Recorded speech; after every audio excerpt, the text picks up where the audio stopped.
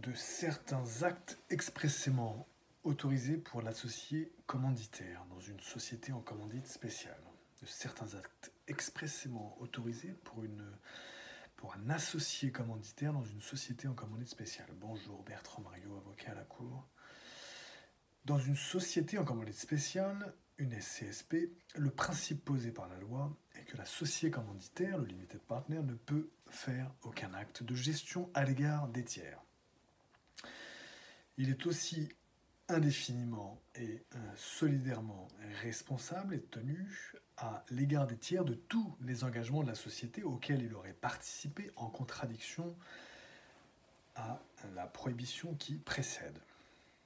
Mentionne encore l'alinéa 3 de l'article 320-4 de la loi du 10 août 1915 sur les sociétés commerciales.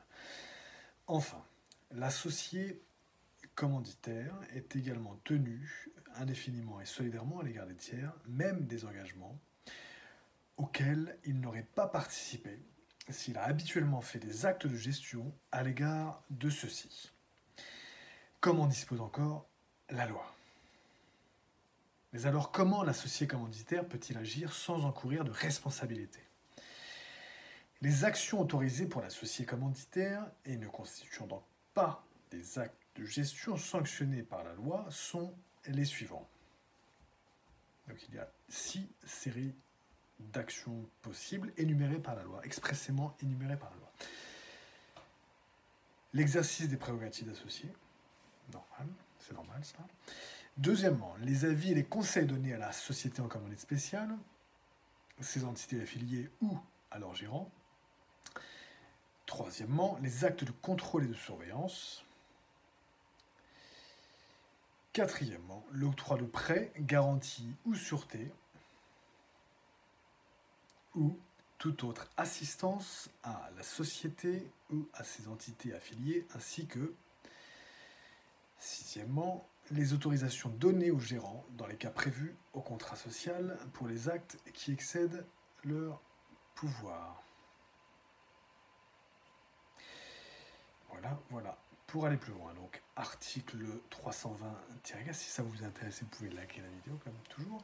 Et vous pouvez vous abonner à la chaîne YouTube Bertrand Mario Avocat et nous mettre aussi, vous pouvez nous mettre 5 étoiles sur Apple Podcast, ça nous permettra d'avoir une meilleure visibilité.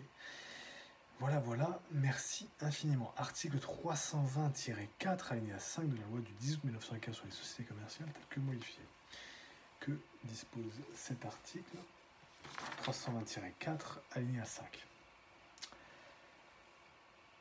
Ne constitue pas des actes de gestion pour lesquels l'associé commanditaire encourt une responsabilité indéfinie et solidaire à l'égard des tiers, l'exercice des prérogatives d'associé, les avis et les conseils donnés à la société en commandite spéciale, à ses entités affiliées ou à leur gérant, les actes de contrôle et de surveillance, l'octroi de prêts, de garanties ou sûreté, ou toute autre assistance à la société en commandite spéciale ou à ses entités affiliées, ainsi que les autorisations données aux gérants dans les cas prévus dans le contrat social pour les actes qui excèdent leur pouvoir. Article 320-4, alinéa 4 de la loi de 1915 sur les sociétés commerciales. Non, alinéa 5, pardon, c'est alinéa 5, je comptais en même temps. 320-4, alinéa 5 de la loi du 10 août 1915 sur les sociétés commerciales. On peut aussi reciter les premiers articles dont nous faisions référence aussi ici. 320-4, alinéa 1, l'associé commanditaire peut conclure cette opération. Non, c'est pas celui-ci. 320-4, alinéa 2, pardon. Il ne peut faire aucun acte de gestion à l'égard des tiers. Voilà ce qui nous occupe vraiment aujourd'hui. 320-4, alinéa 2, il ne peut faire aucun acte de gestion à l'égard des tiers. L'associé commanditaire, alinéa 2, est indéfiniment et solidairement tenu à l'égard des tiers, est indéfiniment et solidairement tenu à l'égard des tiers de tous les engagements de la société auxquels il aurait participé en contravention à la prohibition de l'alinéa précédent.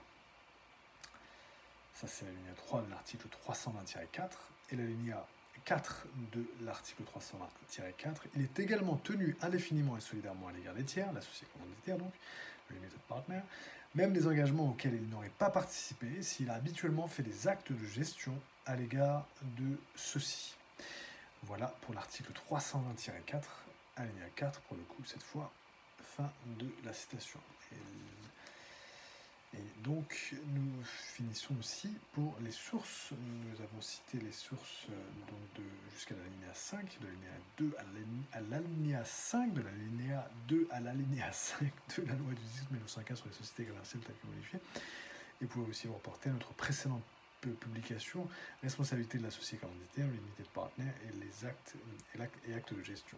Vous aurez aussi effectivement les références que je viens de reciter, 320-4, alinéa 2, 3 et 4 de la loi du 10 août 1915 sur les sociétés commerciales.